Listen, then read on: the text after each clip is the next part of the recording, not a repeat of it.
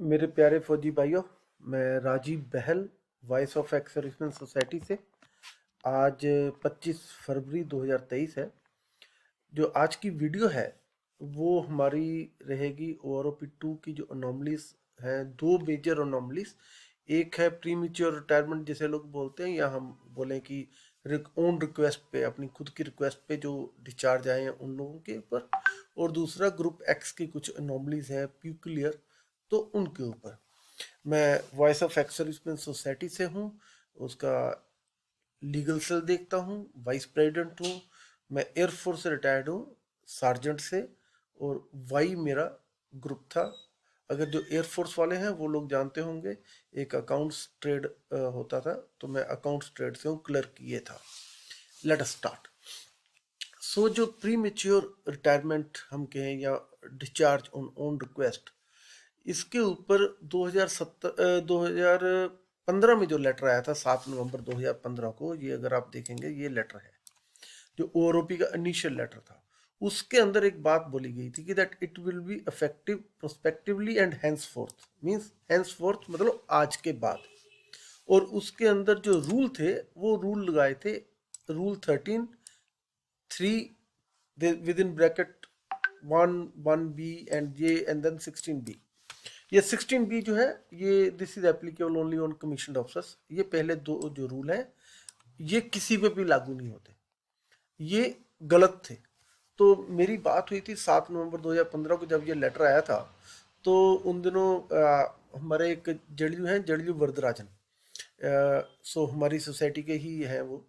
तो उनसे बात हो रही है, कहते यार ये रूल क्या कहता है। मैंने कहा ये रूल कुछ नहीं कहता। कहते क्या मतलब। मैंने कहा ये गलत टाइप किए हुए हैं, ये गलत रूल कोट किया है, इस तरह का कोई रूल ही नहीं है। तो कहते फिर मैं क्या, हम चुप बैठेंगे।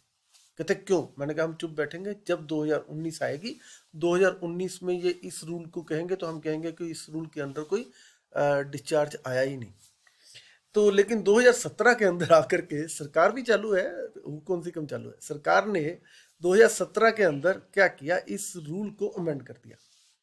इस रूल को अमेंड करके लिख दिया कि भैया para 2 line 2 of para 4 for this read this. अब हमने जो चिट्ठी लिखी है, अगर आप इस चिट्ठी की बात करें जो हमने 5 फरवरी को, बाद में ये 10 फरवरी को वहाँ पर हमने PM एंड RM ऑफिस में दी थी। तो इसके अंदर हमने सरकार से कहा कि आपने ये जो रूल हैं ये हैंस फोर्थ थे, इसलिए आप इसको पिछली डेट से लागू नहीं कर सकते। क्योंकि जो 2023 में जो लेटर आया है उसके अंदर उन्होंने कह दिया कि ये 1 जुलाई 2014 से लागू होगा। अब जो लोग रिटायर हुए हैं किस तारीख से, 1 जुलाई 2014 से लेके और 6 जून 2017 तक जो लोग रिटायर हुए हैं वो लोग कोर्ट केस कर सकते हैं। कोर्ट केस करके इसकी रिलीफ ले सकते हैं और उनको OROP 2 के बेनिफिट मिलेंगे। हाँ, अब जो लोग 6 जून 2017 के बाद आए हैं उन लोगों को एक अलग से केस करना पड़ेगा कि दैट प्रीमियर जो लागू किया हुआ इसको चैलेंज करना पड़ेगा। That's a different. ये विद इन द रूल है, तो सरकार से गलती हुई है, ये ठीक करवाई जा सकती है। इसके ऊपर चिट्ठी लिखी, अगर सरकार अपने आप कर दे, नथिंग लाइक इट, नहीं करेगी तो कोर्ट में आप लोग जा सकते हैं। Representation is already given to the government. अच्छा, अब दूसरा जो है वो है एक्स ग्रुप का। इसके ऊपर भी हमने लिखा। एक्स ग्रुप में क्या है कि जो लोग 2016 के बाद आए हैं और जिनकी एक्स ग्रुप पे 6200 है, उनको उनके लिए टेबल लागू कर दिया 8। और जो 2016 से पहले के रिटायर्ड है उनको कह दिया कि टेबल नंबर 7 एप्लीकेबल होगा। इसके ऊपर हमने सरकार को चिट्ठी लिखी है, बहुत सारी RTI मैंने लगाई हुई है, उनके रिप्लाईज आ रहे हैं। तो डाटा हमारे पास काफ़ी आ गया है, कुछ थोड़ा बहुत आने वाला है। तो हमने जो इसके अंदर जो कमी क्या है इस एक्स ग्रुप पे में, तो जो ट्रेड आज की डेट में 7वें पे कमीशन में 6200 में है, और सेम ट्रेड का बंदा अगर 31 दिसंबर 2015 को रिटायर हुआ है तो उसको आप टेबल नंबर 7 में डाल रहे हो, और जो 1 जनवरी 2016 के बाद रिटायर हुआ है उसको टेबल नंबर 8 में डाल रहे हो, which is illegal, which is injustice to this class, which is injustice to the X group people. उसके ऊपर हमने रिप्रेजेंटेशन काफ़ी दे दी हुई है सरकार को, और उन रिप्रेजेंटेशंस के बेस पर अगर सरकार नहीं सुनेगी तो आप लोगों को इसके लिए कोर्ट केस करना पड़ेगा, इसके अलावा कोई चारा नहीं है, अगर आप चाहते हैं कि वो आपकी अनोमली जो है ठीक की जाए। इसके ऊपर सरकार जनरल ऑर्डर कब लेके आएगी मैं नहीं कह सकता, बट इंडिविजुअली आप लोगों को कोर्ट केस करना पड़ेगा in case you want the relief. अब जो जेसीओज हैं, देखिए मैं आज आपको बता रहा हूँ जेसीओस के लिए, ये देखिए ये मेरी चिट्ठी है 11 सितंबर 2018 की। 11 सितंबर 2018 को मैंने लिख दिया था कि lower rate of basic pension for defence person retired under 7 CPC versus the counter part of 6 CPC. इसमें मैंने सरकार को पहले ही 2018 में बता दिया था कि जो जेसीओस हैं उनकी पेंशन ओआरओपी 2 के अंदर नहीं बढ़ेगी, क्योंकि ये कमियां हैं, इनको आप ठीक करिए। सरकार ने नहीं सुना।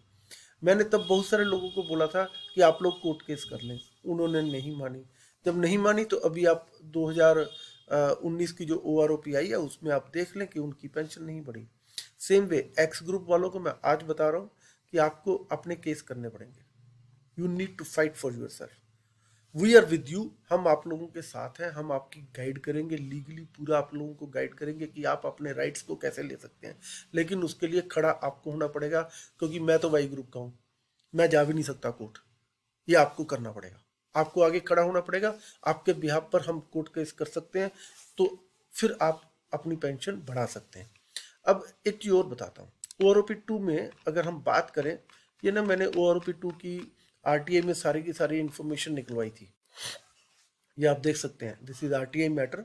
15 नवंबर 2018 को मेरे को आरटीआई का रिप्लाई आ गया, this is my name sergeant Rajiv Bahal, ये मेरा एड्रेस है। 182 रुपीज़ उन्होंने मांगे, 91 पेजेस थे, तो मैंने इसमें सिर्फ आज आपको सिर्फ 2-3 पेज ही दिखाऊंगा। सो अगर हम इसकी बात करें, ठीक है, तो इसमें पेज नंबर 20 पे क्या लिखा जा रहा है, para number 16, in order to understand the formulation of the proposal suggested to implementation of one rank one pension for defense forces following is submitted for consideration। इसका हिंदी में अनुवाद कर दूं कि ओआरओपी 1 के लिए हम नीचे दी गई जो चीजें हैं उनको आपको भेज रहे हैं, आप इसको कंसिडर करें। ये मैं तारीख भी बताऊंगा। इसमें क्या लिखता है, taking maximum pension drawn in the year 2013 में जो मैक्सिमम पेंशन होगी for each rank and group, जो इस तरह आज की डेट में है, in the case of PBOs person below officer rank, मतलब JCO NCO OR, on the weighted qualifying service as the representative pension for all officers and PBOs, कि हम ऑफिसर्स को भी और पीबीओस को भी हम हाईएस्ट पे स्केल पे करेंगे। लेकिन इसके साथ में एक थोड़ा सा पंगा था, वो ये था कि सरकार चाहती थी कि जेसीओस एनसीओस ओआर को तो हम आज दे देंगे, लेकिन जो कमीशन अफसर हैं उनको 2 साल के बाद देंगे। जब ये बात लीक हुई और अफसर्स को पता लगा, कमीशन अफसर्स जाकर के धरने पे बैठ गए। कब बैठे, 15 जून 2015 को। ये बात कब की है, ये देखिए, ये दमयंती मैडम ज्वाइंट सेक्रेटरी ईएसडब्ल्यू 5 मई 2015 को लिख रहे हैं।